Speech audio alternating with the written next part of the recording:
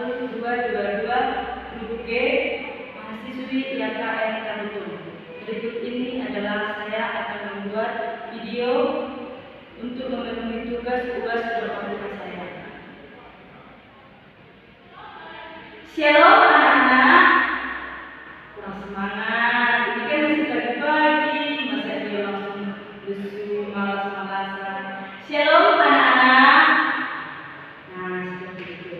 Baiklah, pada pagi hari ini kita akan memulai pembelajaran kita, yaitu tentang hamartologi. Yaitu hamartologi adalah dosa. Baiklah anak-anak, sebelum kita memulainya, siapa di sini yang sudah mengerti tentang dosa? Pengertian dosa. Nah, pengertian dosa adalah tidak mengenal pada sasaran, meleset pada tujuan, yaitu melanggar batas, tidak taat, tidak patuh, melawan atau memberontak. Yang kedua, pengertian dosa didefinisikan sebagai pemberontakan secara aktif terhadap Allah Pencipta yang menyebabkan manusia tidak taat, melanggar hukum, dan menyimpang dari tujuan Allah yang menciptakannya.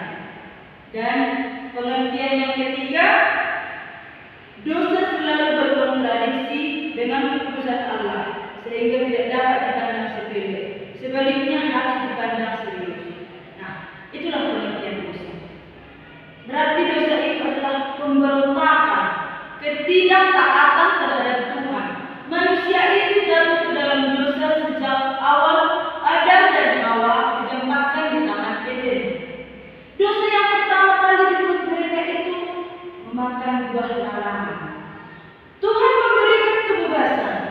Semua seisi taman Eden ini bisa engkau makan. Tetapi jangan engkau sekali-sekali menyentuh buah atau pohon yang berada di tengah-tengah taman ini.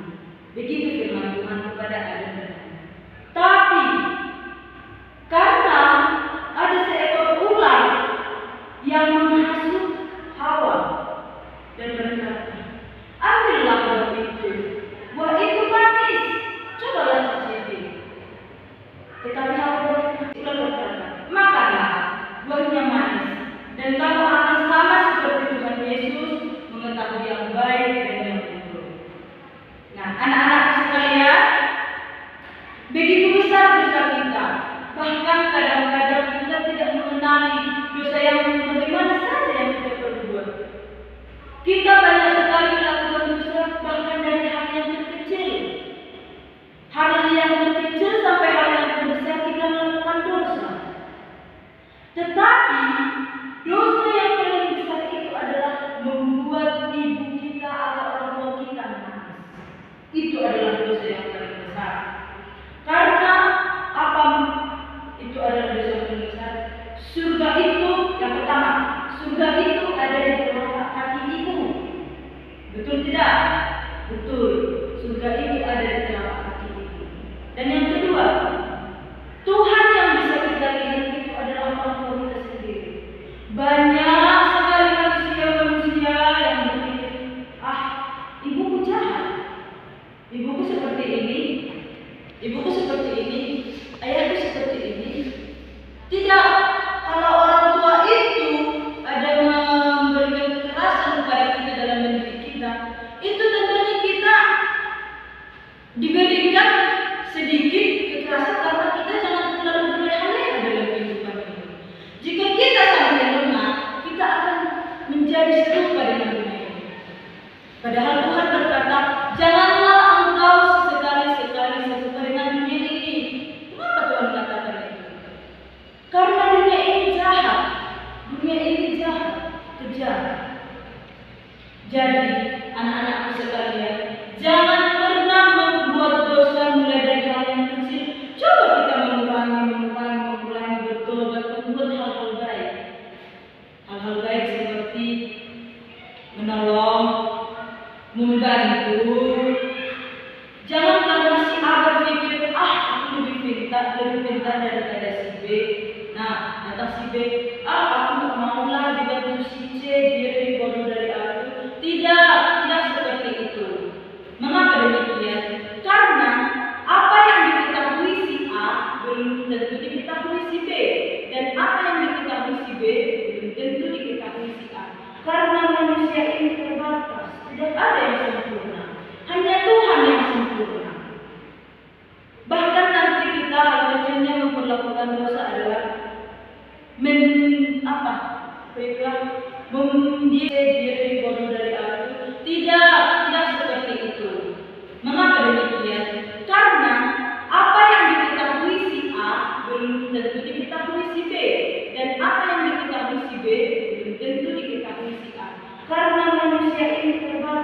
Tidak ada yang sempurna. Hanya Tuhan yang sempurna. Bahkan nanti kita akhirnya memperlakukan dosa adalah mendiami teman-teman. Karena banyak tugas, banyak PR. Aku diam saja, nanti diminta. Banyak itu kan? Banyak seperti itu. Aku diam saja, nanti diminta. Padahal aku beribadah loh, mengerjakan ini. Tidak bisa seperti itu ya anak-anak. Yang kedua adalah dosa. Dosa itu pelanggaran. Jadi untuk anak-anak sekalian, anak-anak yang tercinta, pelanggaran itu sudah merupakan dosa. Hal terkecilnya seperti di rumah. Hei, Siska, jangan makan ini ya. Ini nanti untuk lauk kita malam, gitu kan? Atau, hei Siska, coba dulu nanti kamu sapukan rumah ini ya. Iya mak, tetapi si Siska tadi tidak punya rumahnya. Itu juga udah melanggar loh. Padahal peraturan itu harus ditaati, harus dilaksanakan. Itu kan waktu kita nyuruh rumah, itu sudah merupakan sebuah peraturan dalam rumah tangga kita. Karena dalam rumah tangga itu berbeda-beda. Tidak semuanya sama peraturan dalam rumah si A sama si B. Gitu. Pelanggaran yang kedua yang sederhana. Ibu gurunya memberikan tugas. Ini sering memberikan tugas kan. Jangan mencontek ya anak-anak. Ya Bu. Tahu-tahunya diselipkan contekannya dalam buku. Tiba-tiba ketahuan sama ibu gurunya. Terus nilainya nol deh. Gak dapat ujian lagi. Kan itu kan merupakan pelanggaran. Selain membuat sakit hati orang lain, kita juga sudah membuat sakit hati Tuhan. Jadi Tuhan itu juga bisa merasakan sakit hati. Tidak hanya manusia yang merasakan sakit hati, Tuhan juga merasakan sakit hati. Karena Tuhan itu juga mempunyai perasaan. Tuhan itu gak patung. Banyak orang kata, di mana Tuhan? Gak ada orang kita yang percaya dia. Berarti Tuhan itu ada. Bahkan sekarang ini bersama kita semua, Tuhan itu ada. Ada di sisi kita. Di mana-mana Tuhan itu ada. Ada melihat kita, menatap kita, bahkan memberkati kita di setiap perjalanan kita. Seperti itu ya anak-anak sekalian ya. Jadi yang paling simpelnya adalah mengapa manusia itu sering dikatakan aku sempurna. Karena ada manusia, aku sempurna, aku nggak berdosa. Siapa bilang? Kita sejak lahir saja bahkan ada orang mengatakan kalau bayi itu masih suci, masih kudus, gitu kan. Belum tentu seperti yang kita pelajari. Ada kok dosa turunan, dosa apa gitu kan? Dosa dari nenek moyang gitu, seperti Adam dan Hawa itu sudah merupakan dosa turunan. Kamu akan bersusah payah mencari nafkah. Seperti itu kan. Kamu akan bersusah payah untuk melahirkan anakmu, untuk perempuan gitu kan. Itu juga sudah merupakan dosa turunan seperti itu. Nah, untuk kita semuanya, saya juga di sini akan mengajarkan asal dosa. Asal dosa. Siapa pernah berkata asal dosa itu dari orang lain? Siapa pernah berkata asal dosa itu dari diri sendiri? Kita bacakan ya. Hegel pernah mengatakan kejahatan merupakan suatu langkah yang perlu dalam perkembangan sejarah. Kalimat ini berarti bahwa Allah yang menghendaki dosa itu ada dalam sejarah manusia sehingga ia dapat menunjukkan kebaikannya dan manusia dapat belajar dari kesalahannya. Atau dengan kata lain, dosa berasal dari kekekalan. Atau dosa berasal dari iblis. Iblislah yang pertama kali memberontak terhadap Allah dan dia ingin mengajak manusia ciptaan Allah untuk menjadi pemberontak terhadap Allah. Nah, yang bisa kita ambil, dosa itu adalah kekal. Ada di sini dosa itu dikatakan kekal. Kenapa demikian? Mengapa dosa itu? Mengapa orang mengatakan bertobatlah? Sebab Tuhan itu tidak pernah mengatakan waktu untuk bertobat itu tidak. Betul itu betul. Mengapa dosa itu kekal? Kembang sejarah. Kalimat ini berarti bahwa Allah yang menghendaki dosa itu ada dalam sejarah manusia sehingga ia dapat menunjukkan kebaikannya dan manusia dapat belajar dari kesalahannya. Atau dengan kata lain, dosa berasal dari kekekalan. Atau dosa berasal dari iblis. Iblislah yang pertama kali memberontak terhadap Allah dan dia ingin mengajak manusia ciptaan Allah untuk menjadi pemberontak terhadap Allah. Nah, yang bisa kita ambil, dosa itu adalah kekal. Ada di sini dosa itu dikatakan kekal. Kenapa demikian? Mengapa dosa itu? Mengapa orang mengatakan bertobatlah? Sebab Tuhan itu tidak pernah mengatakan waktu untuk bertobat itu tidak. Betul itu betul. Mengapa dosa itu kekal? Seperti yang tadi, dosa turunan. Dia sudah ada sejak sebelum kita ada di dunia ini. Sebelum kita lahir di dunia ini. Seperti apa itu dosa turunan, Bu? Seperti tadilah. Seperti yang difirmankan Tuhan kepada Adam. Kalau nggak salah itu di dalam Alkitab pada Kejadian, kamu akan bersusah payah menafkahi keluargamu, mencari nafkah. Untuk yang cewek, kamu akan bersusah payah juga untuk melahirkan, ya kan? Kita tengok orang tua kita itu mengandung 9 bulan, melahirkan kita mengeluarkan darah banyak. Tetapi apa? Kita melawan, kita membentak. Mak, aku minta uang lah buat jajan. Emangnya kita siapa? Minta uang sama mama seperti itu. Mak, uangku udah habis, beli paket lah. Padahal beli paket buat main game. Anak-anak sekarang kan seperti itu. Kelas 3 SD aja main game apa tuh? Free Fire lah, PUBG, ML, ya kan? COC yang zaman-zamannya, ya kan? Untuk anak-anak sekalian, jangan selalu mempertinggi pengetahuan kita kepada hal yang tidak baik.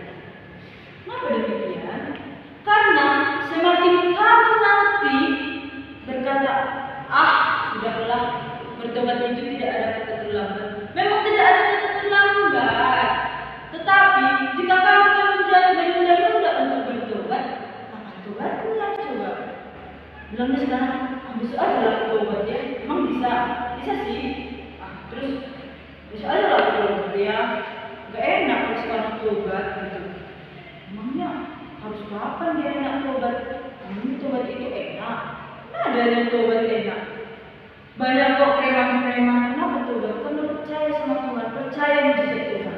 Di dalam keluarga itu banyak sekali mujizat-mujizat. Jangankan di dalam keluarga, di dalam diri kita sendiri mujizat itu sangat banyak. Salah satunya adalah Tuhan menyertai kita. Tuhan selalu memberikan kita kesehatan. Tuhan selalu menyertai kita, menjauhkan kita dari segala godaan setan. Kalau ada di sini yang melakukan dosa dengan sengaja, itu bukan dari berkat Tuhan. Tetapi Tuhan berkata, janganlah lakukan itu. Tetapi Dia berkata dalam hatinya, lakukan saja.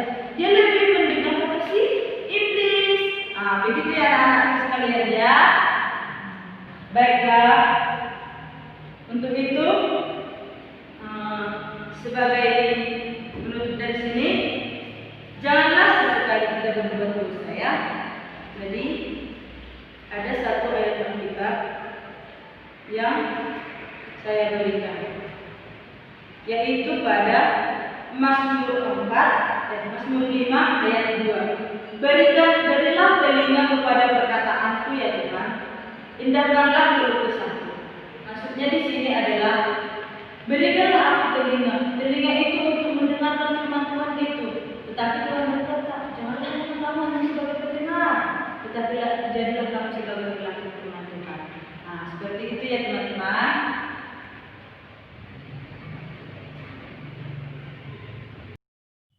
Shalom, selamat pagi anak-anak.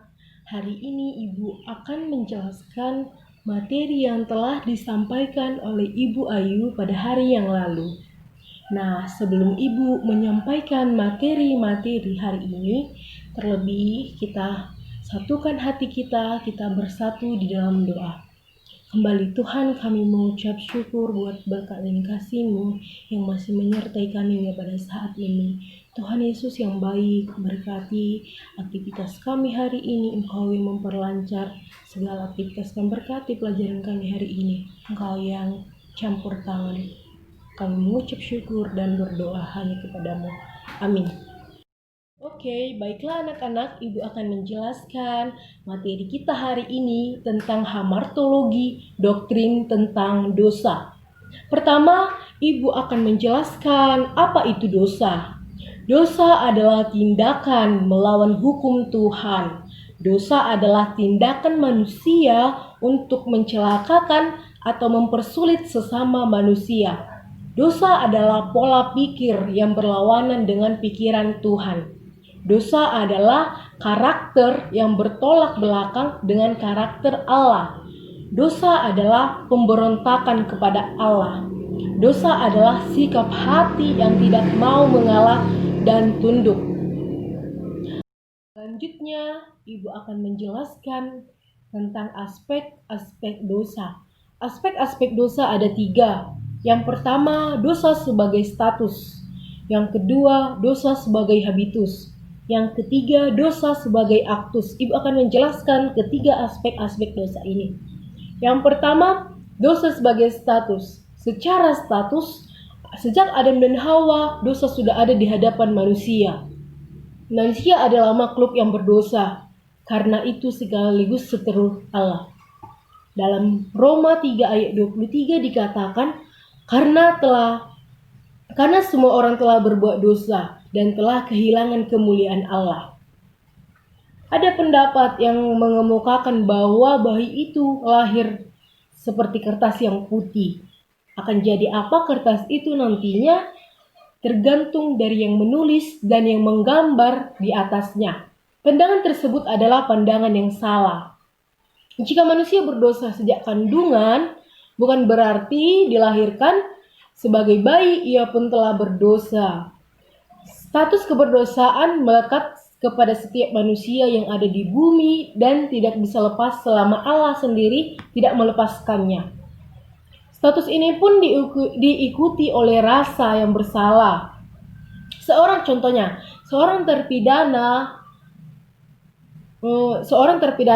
seorang terpidana, melainkan sebelum hakim memutuskan bahwa ia tidak lagi menjadi terpidana atau ia telah memenuhi tuntunan hukum yang dibebankan kepadanya. Setiap manusia yang berdosa telah menyeleweng dari standar yang ditetapkan oleh Allah. Namun, pertanyaan apakah itu berarti bayi yang baru lahir pasti masuk neraka? Merupakan masalah yang berbeda. Allah adalah adil dan Ia tahu apa yang terbaik yang harus dilakukan. Yang kedua, Ibu akan menjelaskan dosa sebagai habitus. Dunia tempat manusia dilahirkan adalah dunia yang telah berdosa. Lingkungan tempat manusia dilahirkan ada dalam kondisi berdosa. Dalam hal ini memungkinkan semua manusia memiliki kecenderungan berdosa dan kecenderungan berbuat jahat. Kondisi keberdosaan juga menyebabkan manusia menularkan kebiasaan berdosa yang semuanya membawa kebobrokan. Bergaul dengan orang fasik, bergaul dengan orang jahat akan menyebabkan orang juga menjadi fasik. Kita baca dalam Amsal 11 ayat 9 dikatakan, dengan mulutnya orang fasik membinasakan sesama manusia, tetapi orang benar diselamatkan oleh pengetahuan. Seseorang yang dibenarkan, seseorang yang dibesarkan dan tinggal dalam lingkungan yang jahat akan mudah untuk jatuh dalam kejahatan. apabila pada dasarnya ia juga jahat. Jika demikian, bila seorang manusia pun lolos dari dosa. Selanjutnya yang ketiga, ibu akan menjelaskan dosa sebagai aktus. Dosa adalah sesuatu yang sifatnya pribadi. Maksudnya, dosa merupakan sesuatu yang dilakukan manusia secara pribadi. Manusia selalu melakukan dosa secara aktif. Itulah sebabnya semua manusia memiliki pengalaman berbuat dosa. Semua tindakan manusia selalu menuju kepada pelanggaran terhadap peraturan Allah. Perbuatan dosa harus dipertanggungjawabkan kepada Allah secara pribadi. Keadaan ini sebenarnya bersumber dari rusaknya hubungan manusia dengan Allah, sehingga manusia tidak tahu membedakan manakah kehendak Allah dan manakah yang bukan. Yang keempat, rusaknya harmonis antara manusia dengan Allah. Pada mulanya Allah menciptakan manusia dan seluruh alam semesta dalam keadaan yang harmonis dan sungguh amat baik. Alkitab mencatat bahwa Allah melihat segala yang dijadikannya itu sungguh amat baik dalam Kejadian 1 ayat 31. Mari kita membaca Kejadian 1 ayat 31. Demikian firman Tuhan. Maka Allah melihat segala yang dijadikannya itu sungguh amat baik. Jadilah petang dan jadilah pagi. Itulah hari ke-6. Manusia membutuhkan alam untuk mengaktualisasikan dirinya dan Allah membutuhkan manusia untuk memelihara dan menatanya. Manusia dan Allah memiliki hubungan interdependensi yang kuat dan erat. Namun dosa menyebabkan manusia tidak mampu memelihara dan menguasakan alam, tetapi justru semena-mena merusak alam sendiri. Hingga saat ini dunia dihantui oleh krisis lingkungan hidup sebagai bocornya ozon, banjir karena gundul hutan, efek rumah kaca dan sebagainya dapat menimbulkan berbagai macam penyakit, kesengsaraan, bahkan kepunahan makhluk hidup. Selanjutnya, kelima, manusia akrab dengan penderitaan dosa. Waktu manusia jatuh ke dalam dosa, Allah berfirman, susah payahmu waktu mengandung akan kubuat sangat banyak. Dengan kesakitan engkau akan melahirkan anakmu, maka terkutuklah tanah karena engkau. Dengan bersusah payah engkau akan mencari rezekimu. Dengan berpeluh engkau akan mencari makananmu sampai engkau kembali lagi menjadi tanah. Dalam Kejadian 6 ayat 6. Kejadian 3 ayat 16 sampai 9. Karena keberdosaannya, manusia akan akrab dengan penderitaan fisik dan psikis seumur hidupnya. Saya tidak mengatakan bahwa sejak bertobat dan percaya kepada Yesus Kristus, manusia tidak lagi akan sakit dan menderita.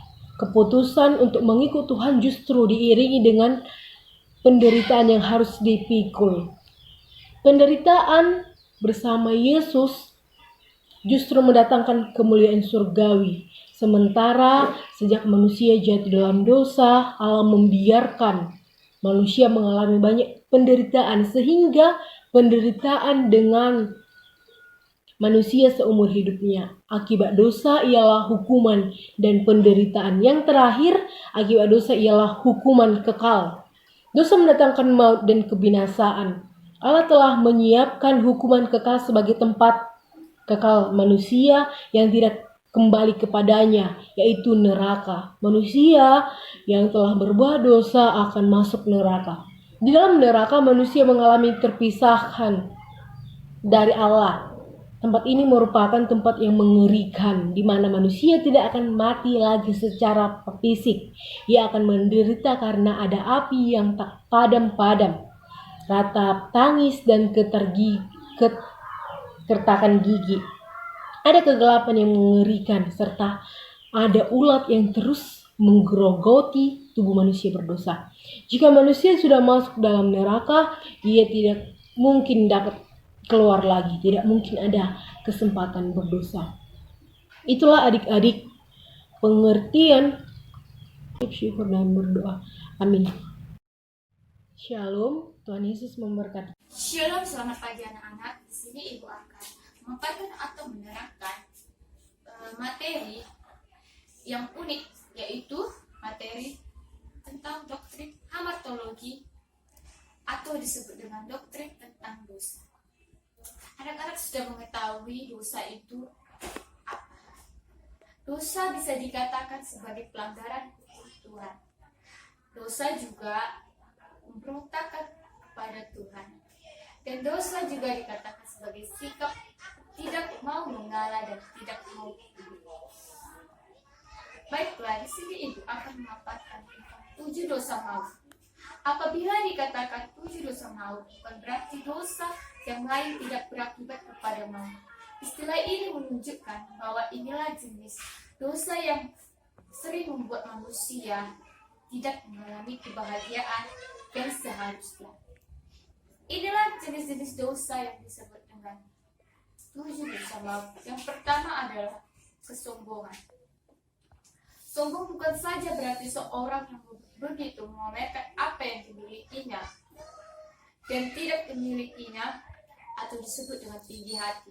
Tetapi kesombongan juga berarti ketika ia tidak percaya dengan apa yang dimilikinya atau enggak. Kesombongan adalah satu ekspresi dari sikap hidup yang berpusat pada diri sendiri. Dosa ini mempunyai ciri menolak realita yang ada dan menipu diri sendiri, kemudian menempatkan diri pada suatu keadaan yang bukan seharusnya. Amsal berkata pada Amsal 16 ayat 18, kita buka Amsal 16 ayat 18. Kecongkakan mendahului kehancuran dan tinggi hati mendahului kejatuhan. Pada Amsal 16 ini bahwa dikatakan kecongkakan mendahului kehancuran dan tinggi hati mendahului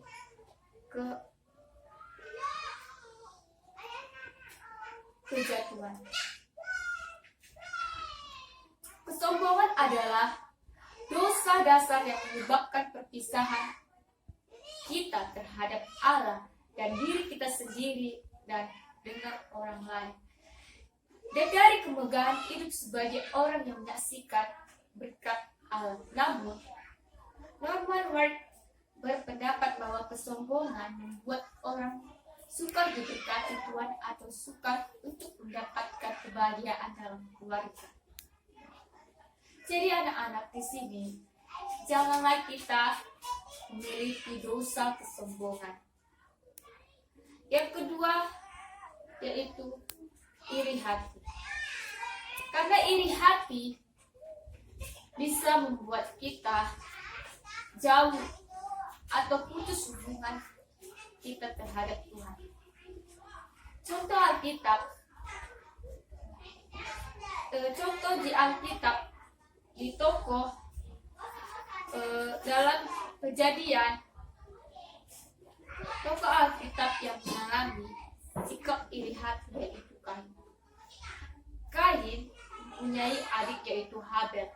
Mereka mempersembahkan persembahan kepada Tuhan, tetapi Tuhan tidak menerima persembahan Kain dan Tuhan menerima persembahan Habel. Sikap iri hati yang dimiliki Kain sehingga membuat Kain membunuh adiknya Habel. Ternyata sikap iri hati bisa berujung kematian.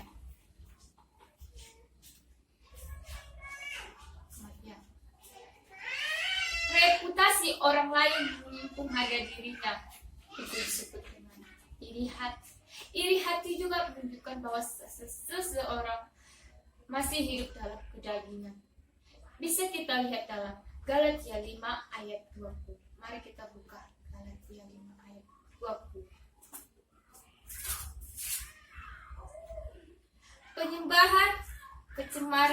Penyembahan berhala, sihir, perseteruan, perselisihan, iri hati, amarah, kepentingan diri sendiri, Percideraan roh pemecah. Maka iri hati termaksud dalam 7 dosa maut. Yang ketiga adalah amarah. Alkitab mencatat pada Efesus 4 ayat 26.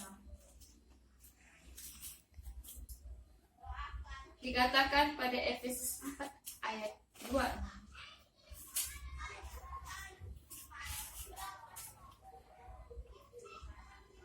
Inilah firman Tuhan.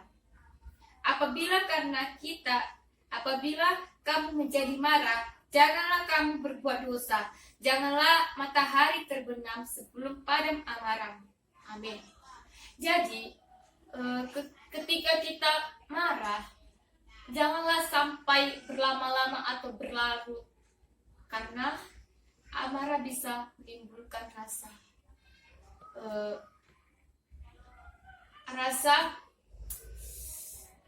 yang tidak diinginkan. Itu artinya setiap orang bisa saja marah, tetapi bukan berarti memendam kemarahan itu sehingga menjadi kebencian yang mendalam. Dan amarah itu semakin menjadi-jadi sehingga bisa merugikan diri sendiri dan orang lain. Jadi anak-anak, janganlah kamu sebagai orang yang dikatakan pemarah.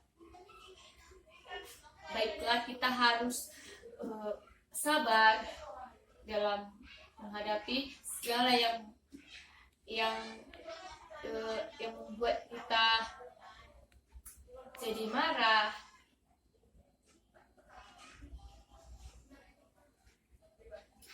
Yang keempat adalah ketamakan. Sikap egosentris manusia membentuk suatu sifat tamak. Tamak ini berarti tidak puas dengan apa yang dimilikinya, dibarengi dengan keinginan yang kuat untuk memiliki segala sesuatu yang mungkin menjadi miliknya. Walaupun sesuatu itu bukan kebutuhannya. Keinginan itu menguasai diri seseorang. Tindakan untuk memperoleh sesuatu tersebut akan diikuti dengan sikap menghalalkan segala cara. Biasanya ketamakan berakar dari keinginan untuk menguasai harta dan perasaan kuat ingin dihargai oleh setiap orang. Anak-anak, Paulus berkata, akar segala kejahatan adalah cinta uang. Bisa kita lihat pada 1 Timotius 6 ayat 10. Ketamakan bukanlah sikap Kristiani, karena sikap ini membentuk sikap yang lebih mementingkan diri dan harta ketimbang Tuhan dan sesama. Karena itu, Yesus pernah berkata, berjaga-jagalah dan waspadalah terhadap segala ketamakan, sebab walaupun seorang berlimpah-limpah hartanya, hidupnya tidaklah tergantung daripada kekayaan itu. Terdapat pada Lukas 12 ayat 15. Yang berikutnya, 7 dosa maut, yaitu nafsu seksual. Anak-anak, nafsu seksual ditunjukkan dengan gejala tidak puas terhadap pasangan yang resmi yang diberikan oleh Tuhan dan tidak tertarik pada satu pasangannya saja. Jadi sering sekali kita melihat orang tua atau orang-orang di luar sana yang mengalami nafsu seksual, bahkan terjadinya perselingkuhan sehingga rumah tangga menjadi berantakan. Nafsu seperti ini sangat mengganggu, khususnya bila berkaitan dengan hidup pernikahan. Nah, hidup pernikahan, keluarga, dan urusan kasih sayang pribadi. Wow, sangat mengerikan. Baiklah anak-anak, ibu akan membacakan. Bisa kita lihat pada Yohanes 8 ayat 34 mengenai nafsu seksual. Baiklah, ibu akan membacakan 7 dosa berikutnya, yaitu kemalasan. Anak-anak, kemalasan dapat dirembuskan sebagai tidak mau bekerja atau mengerjakan sesuatu segan, tidak bernafsu. Kata ini saja mengandung arti kemalasan. Berarti segan, tidak mau bekerja, atau tidak bernafsu, itulah disebut dengan kemalasan. Dalam hal kerohanian, tetapi juga sikap apatis dan tidak aktif dalam kegiatan Kristiani. Alkitab memberikan peringatan mengenai dosa kemalasan. Kemalasan mendatangkan tidur, minyak, dan kemiskinan. Dengan anak-anak kita bermalas-malasan, yang datang itu bukan berkelimpahan, bahkan yang datang itu tidak ada apa-apa. Kemalasan merusak dan membunuh. Kemalasan menyebabkan cara hidup yang negatif, hidup yang tidak berguna dan tidak efektif. Maka dari situ anak kita haruslah rajin. Karena setiap apa yang kita tahu, maka itulah yang kita buat.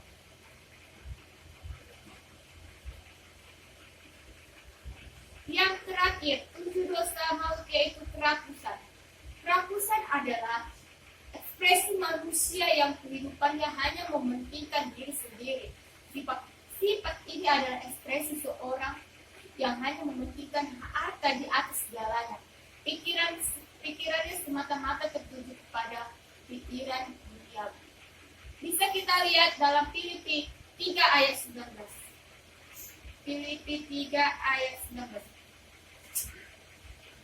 Beginilah firman Tuhan.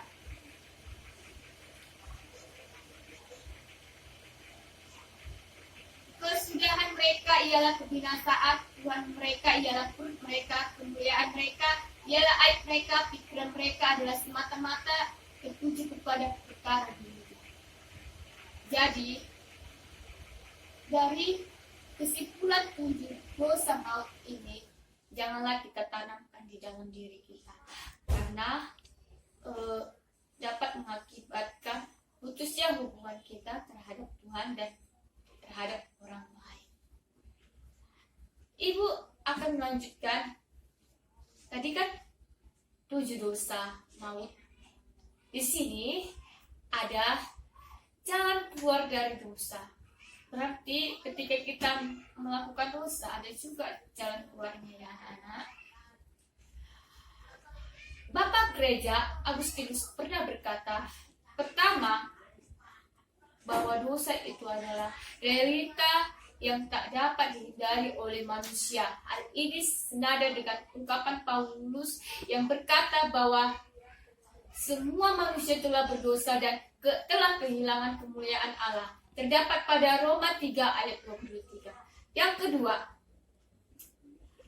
manusia secara pribadi bertanggung jawab dan tidak dapat membenarkan diri dengan berbagai alasan dan semua perbuatan dosa manusia akan mendatangkan hukuman yang mengerikan bagi manusia. Oleh karena itu, kita, anak-anak, dan semua manusia perlu mengetahui jalan keluar dari dosa dan hukuman dan dapat dikerjakan, diusahakan oleh manusia. Artinya, sekalipun manusia berbuat banyak amal dan kebajikan, tetapi saja ia tidak akan mampu membawanya bebas dari konsekuensi dosa, karena secara esensial dirinya masih berada dalam status berdosa. Baik, di sini dikatakan sekalipun kita berbuat kebajikan, memberi orang miskin, bahkan kita menyumbangkan harta kita masih dikatakan orang yang berdosa. Begitu anak-anak. Manusia juga tidak dapat terhindar dari konsekuensi dosa hanya karena melakukan banyak ibadah dan usaha-usaha untuk mendekati diri kepada Allah. Jalan keluar dari dosa hanya dapat dikerjakan oleh Allah sendiri.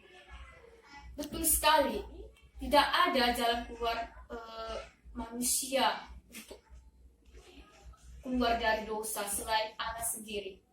Karya Allah yang akhirnya disebut sebagai jalan keluar dari dosa disebut pengampunan dosa. Berarti karya Allah itulah yang disebut dengan kemampuan pengampunan dosa. Seperti yang kita ketahui bahwa Yesus Kristus mati di kayu salib untuk menebus dosa-dosa kita.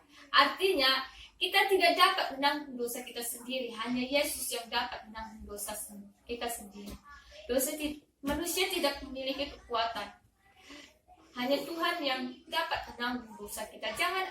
Jangan ada yang berpikiran bahwa kita dapat menanggung dosa kita dengan kita memberi, dengan kita melakukan hal yang baik, itu dapat menanggung dosa.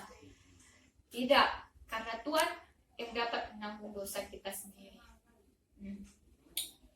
Baiklah, pengampunan dosa itu terjadi karena Allah sendiri harus tetap menghukum dosa. Oleh karena itu, Yesus Kristus harus mati demi pembebasan manusia dari dosa. Demikian Allah berkata bahwa siapa yang percaya kepada Kristus akan beroleh hidup yang kekal dan tidak memperoleh hukuman. Terdapat pada Yohanes 3 ayat 16. Karena itu, sekali-sekali lagi, jalan keluar dari dosa hanya diterima dalam iman kepada Yesus Kristus yang mati untuk menebus dosa kita dan hukuman dosa. Baiklah anak-anak, demikianlah pemaparan materi yang Ibu berikan. Semoga anak-anak bisa melakukan atau mengaplikasikan dalam kehidupan sehari-hari, sehingga ketujuh dosa tadi bisa kita rimang-rimangi, bisa kita hindari agar kita tidak berbuat dosa. Dan jalan keluar dosa itu memang ada, tapi hanya di dalam Yesus Kristus yang dapat menanggung dosa kita, karena hanya Yesus yang dapat menanggung dosa kita. Oke anak-anak, demikianlah materi pada hari ini. Semoga materi ini dapat bermanfaat bagi anak-anak, dan jangan lupa besok kita ulangan ya. Terima kasih. Selamat siang Ibu akhiri. Oke. Shalom.